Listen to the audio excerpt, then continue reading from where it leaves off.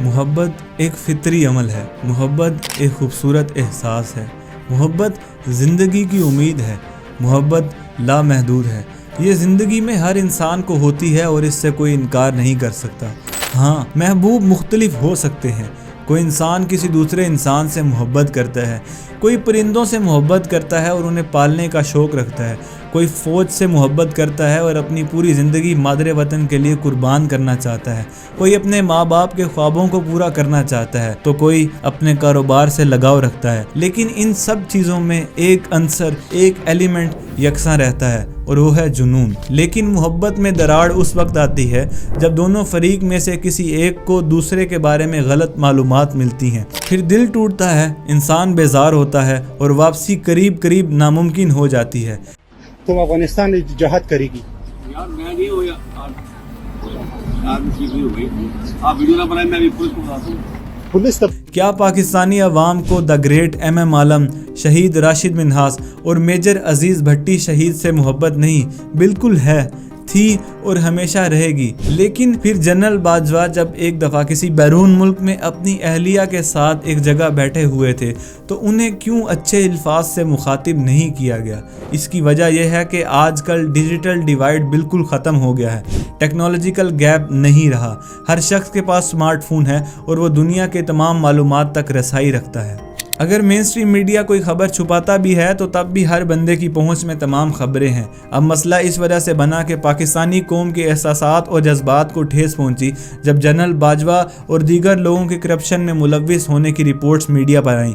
آپ the diplomat اور دا tribune اخبار کی ہیڈ لائنز پڑھ سکتے ہیں۔ لوگوں کو پتہ چل گیا ہے کہ سیاستدانوں کی طرح ہمارے اعلیٰ ترین اور طاقتور ترین افسران بھی کرپشن میں ملوث ہیں، اور اب لوگوں میں ایک الگ طرح کی اویئرنیس آ چکی ہے۔ اور جنرل باجوہ کی الوداعی تقریر میں کیے گئے وعدے نے، جس میں انہوں نے کہا کہ فوج آئندہ کسی بھی سیاسی معاملے میں مداخلت نہیں کرے گی، یہ سن کر کچھ بھی ڈھکا چھپا نہیں رہا۔ اب الجزیرہ میں شائع ہونے والے ایکسپرٹس کے چند بیانات کو دیکھتے ہیں۔ لمز یونیورسٹی کے پولیٹیکل سائنس کے ایسوسیٹ پروفیسر الجزیرہ کو بتاتے ہیں کہ پاکستان ایک ہائبرڈ گورننس کے نظام کی ایک صاف مثال ہے جہاں سیاسی طبقہ تقسیم ہے۔ کچھ طریقوں سے یہ ایک چکن اور انڈے کی صورتحال ہے۔ فیض کہتے ہیں کہ ایک طرف سویلین حکومتیں لوگوں کو ڈیلیور کرنے میں کم مؤثر رہی ہیں، دوسری جانب under the gun political parties and violence in Pakistan کی مصنفہ نیلوفر صدیقی کا کہنا ہے کہ اگرچہ پاکستان کی سیاسی جماعتیں خامیوں سے خالی نہیں، لیکن ان کی ناکامیوں کی بڑی وجہ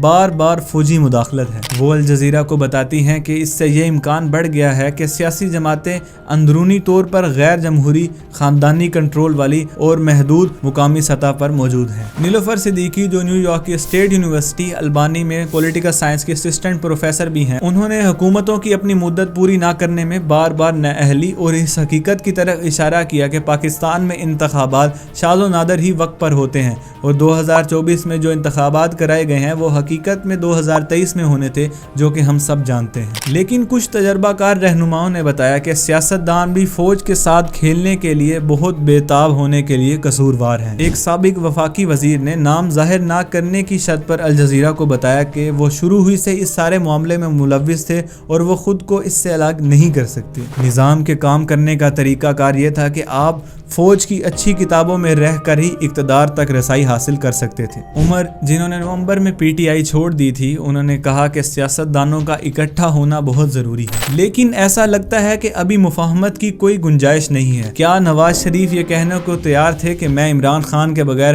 حقیقی جمہوری نظام نہیں چلا سکتا؟ کیا عمران خان یہ کہنے کو تیار تھے کہ میں نواز شریف کے بغیر نظام نہیں چلا سکتا؟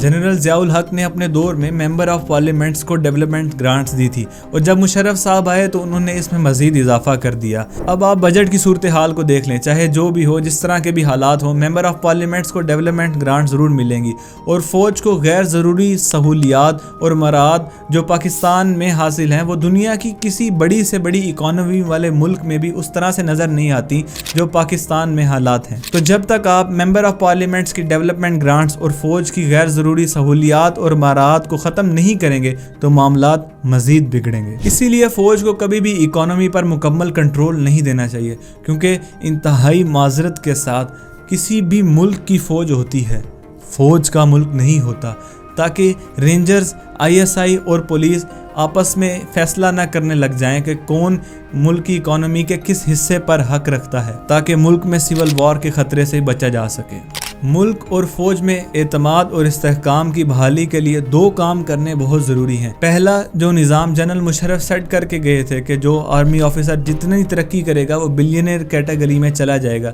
इस निज़ाम को ख़त्म करने की ज़रूरत है। और फिर इस मुकाम तक पहुँचने के लिए अफसर हजरात अपनी जिद्दोजहद भी कम कर देंगे। दूसरा, एक्सटेंशन के सिलसिले को मुकम्मल तौर पर ख़त्म कर देना चाहिए। फौज का इदारा हर अफसर को इनफ ट्रेनिंग देता है कि वो वक्त आने पर मनसब का हक अदा कर सके। सब अफसरान जनरल राहील शरीफ की तरह अपने मुकर्ररा वक्त पर रिटायर हों और कोई भी आर्मी चीफ एक्सटेंशन के लिए निज़ाम को अपने हाथ में न ले। और फिर आर्टिकल 243 की बालादस्ती कायम की जाए, जिसके तहत फौज का कंट्रोल और कमांड वफाकी हुकूमत के पास होगा। जब भी एक फौजी हुकूमत आती है तो उसके लिए बड़ा ज़रूरी होता है कि फौज के अंदर लोगों को खुश रखे।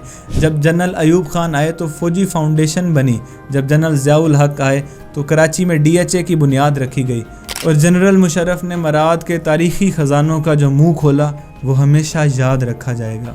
और हम बेहतर पाकिस्तान की उम्मीद रखते हैं और फ़ौज से उम्मीद करते हैं कि वो जनरल बाजवा के किए गए वादे की पासदारी करे। तो ये थी आज की वीडियो। अगर आप मुझे कुछ गाइड करना चाहें तो कमेंट सेक्शन में ज़रूर बताइएगा, और अगर वीडियो पसंद आई हो तो वीडियो को लाइक और चैनल को सब्सक्राइब करना ना भूलिएगा।